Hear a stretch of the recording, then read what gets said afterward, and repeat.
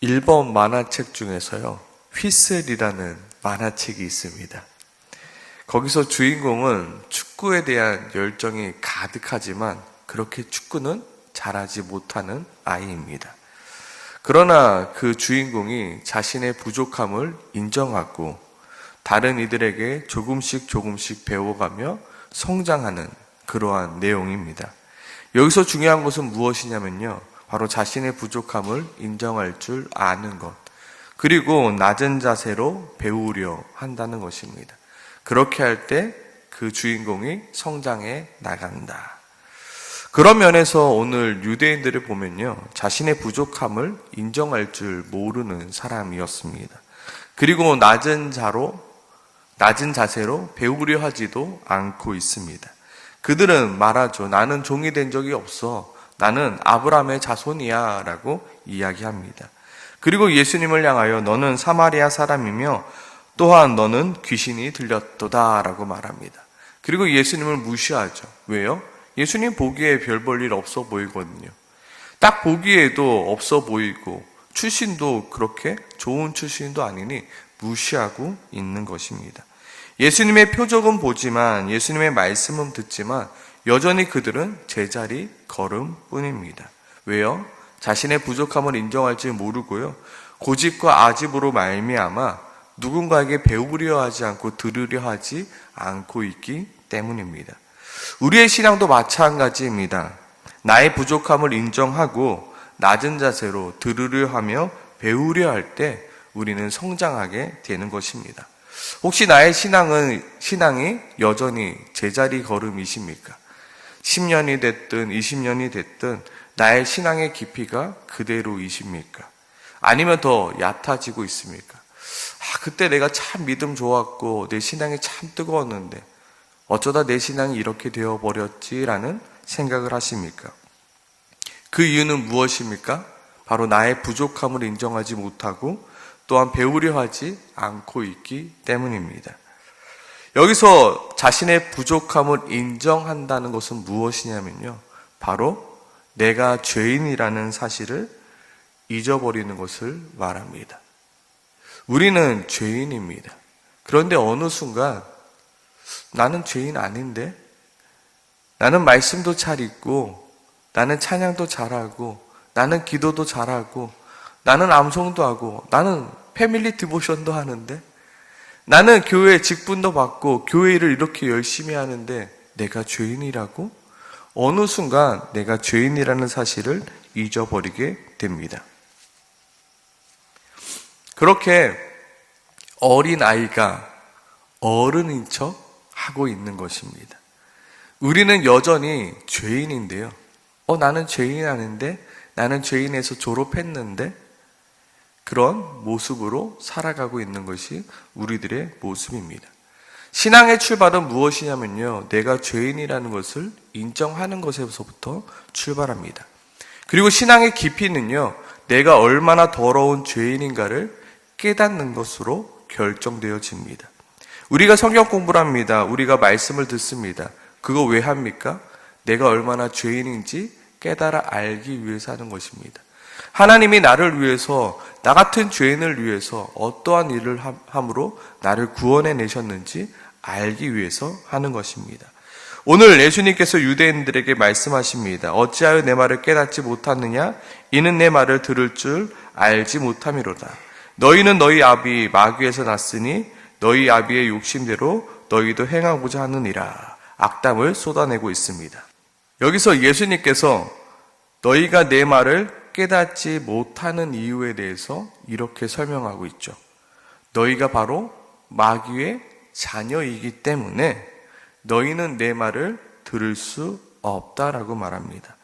여기서 좀 더 자세히 보면 들을 수 없다, 너는 들을 수 있는 능력이 없다 말합니다. 좀 더 자세히 설명하면 너희에게는 들을 만한 이 귀가 없다고 말합니다.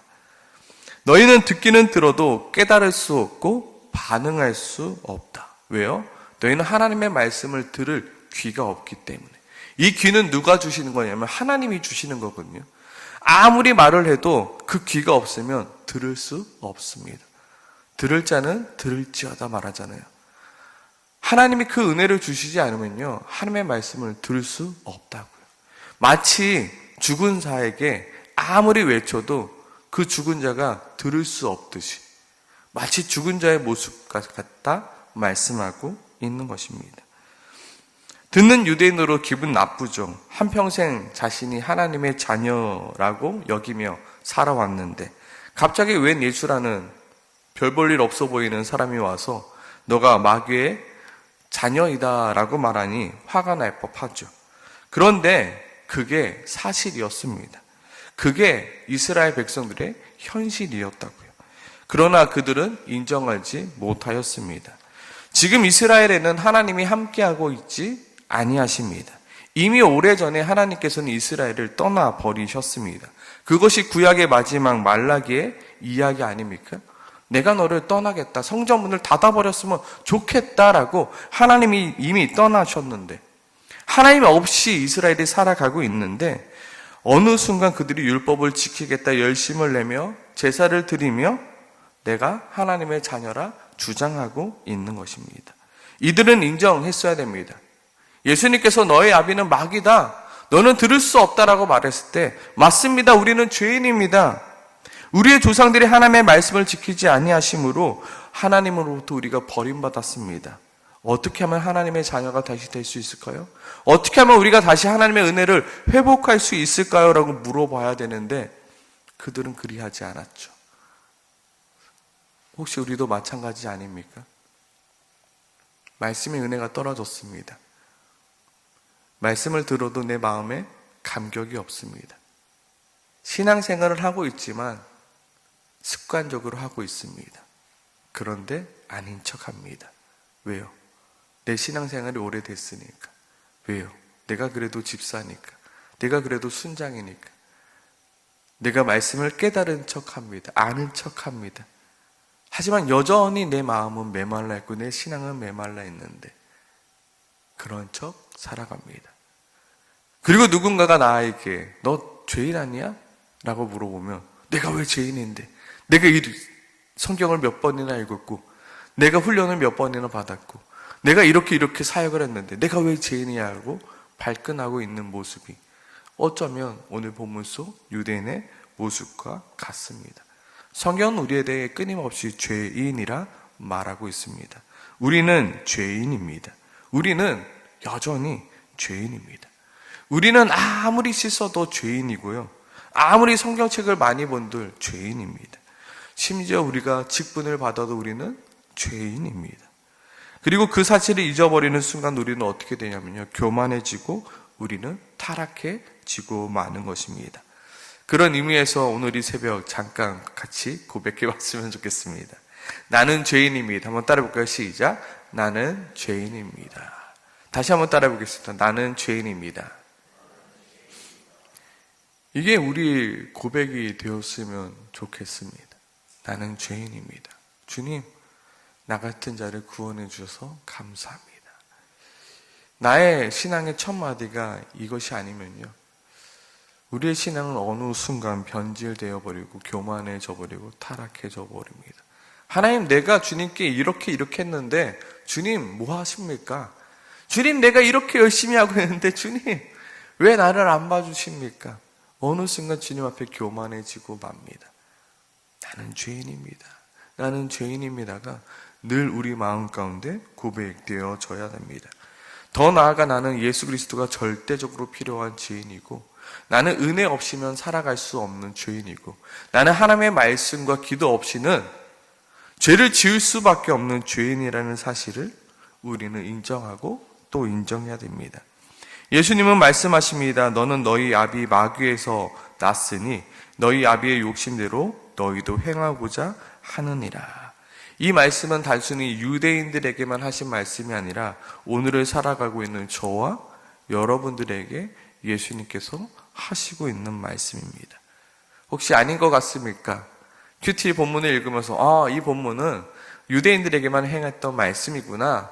나랑은 전혀 상관없는 말씀으로 들리십니까? 아닙니다. 분명히 오늘 우리에게 주시는 말씀입니다. 우리는 하나님께서 하나님의 말씀을 들을 수 있는 귀를 우리에게 허락해 주시지 않으면 절대로 하나님의 말씀을 들을 수 없는 죄인입니다. 우리는 하나님께서 우리에게 은혜를 주시지 않으면 우리는 절대로 하나님 앞에 나아갈 수 없는 죄인입니다.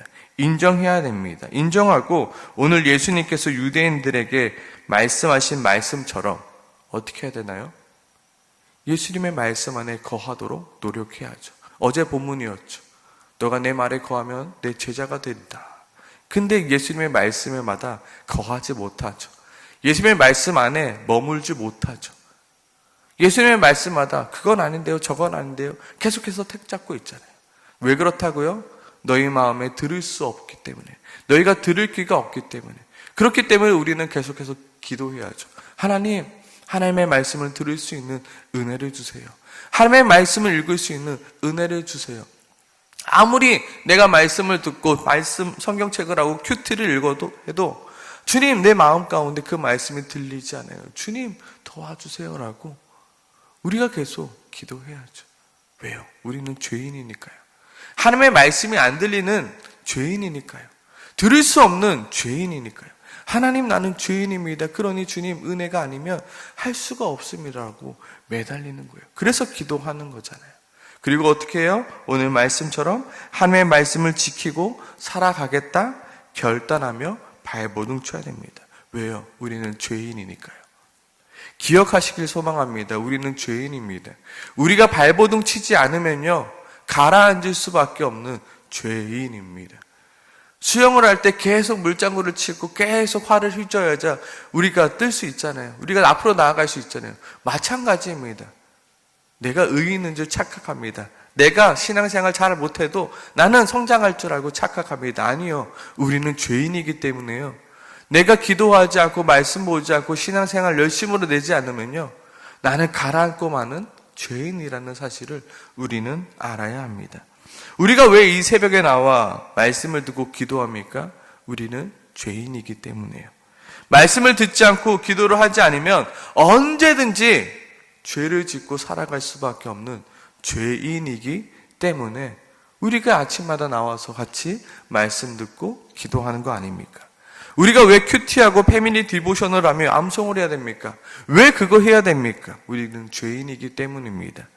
언제든지 실수하고 언제든지 넘어지고 언제든지 죄를 지을 수밖에 없는 존재들이 우리이기 때문에 우리가 그것을 해야 하는 것입니다.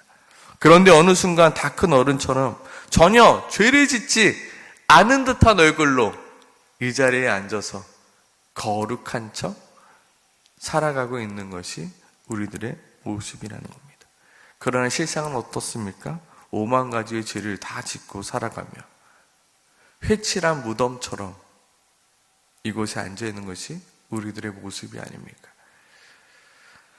우리는 이제 유대인 놀이를 그만해야 합니다. 나는 죄인이 아닌데요. 나는 나면서부터 아브라함의 자손인데요. 나는 율법을 잘 지키고 있는데요. 나는 잘하고 있는데요. 예수님을 계속해서 너는 죄인이야, 너는 마귀의 자녀야 라고 이야기하는데도 나는 아닌데요. 나는 아닌데요. 내가 죄인이 아니면요, 예수님이 필요가 없어요. 내가 죄인이 아니면 은혜가 필요가 없어요. 내가 죄인이라 고백할 때 예수가 필요한 거고요. 그 은혜가 필요한 것입니다. 나는 날마다 죄인입니다. 나는 예수 그리스도가 필요한 죄인입니다. 나는 은혜가 필요한 죄인입니다. 나는 말씀이 필요한 죄인입니다. 주님, 나에게 말씀하여 주시옵소서. 주여, 나를 가르쳐 주시옵소서. 주여, 나를 인도하여 주시옵소서. 주여, 나를 돌봐 주시옵소서. 주님께서 나를 붙들지 않으면 나는 넘어지고 맙니다라고 우리는 항상 고백해야 되는 것입니다. 오늘 이 새벽에 다른 거 말고 나는 죄인입니다를 고백하며 기도하기 소망합니다.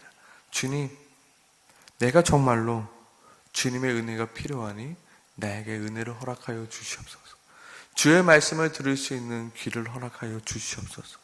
주님이 도우심 없이는 여전히 넘어질 수밖에 없으니 주여, 나를 도와주시옵소서.